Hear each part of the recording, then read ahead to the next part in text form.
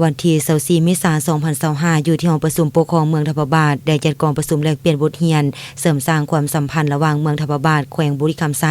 สาธารณรัฐประชาธิปไตยประชาชนลาวและเมืองปากขาดแขวงบึงกาฬราชอาณาจักรไทย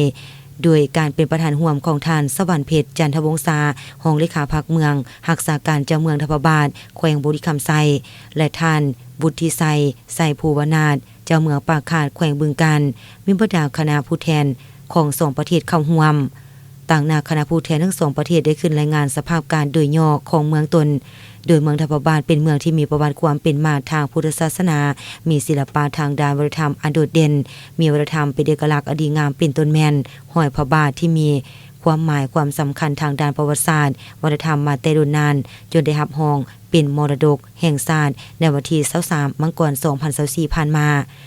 ประชาชนภายในเมืองส่วนหลายแม่นยึดถืออาชีพผลิตกสิกรรมเป็นต้นแม่นการปลูกข้าวซึ่งในปีนี้การปลูกข้าวนาแซงแม่นมีเนื้อที่875เฮกตาร์เทียบใส่แผนปีเท่ากับ89กว่าส่วนห้อย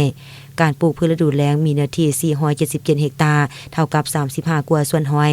สร้างครอบครัวตัวแบบในการปลูกพืชเป็นสินค้าให้ประชาชนภายในเมืองโดยญาติแยงเอาแหล่งทุนจากภายในและต่างประเทศนอกจากการปลูกพืชกสิกรรมแล้วการปลูกพืชอุตสาหกรรมและการเลี้ยงสัตว์ก็ยังนั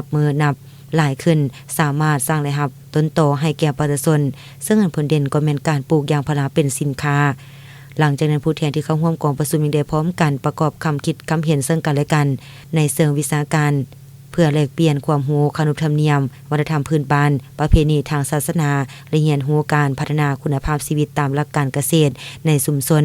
พร้อมกันนั้นคณะดังกล่าวก็ยังได้เดินทางไปวัดพระบาทโพนสันเพื่อกราบไหว้สักการะบูชาสิ่งศักดิ์สิทธิ์และขอพรตามความเชื่อถือของคนลาวชาวพุทธตื่มอีก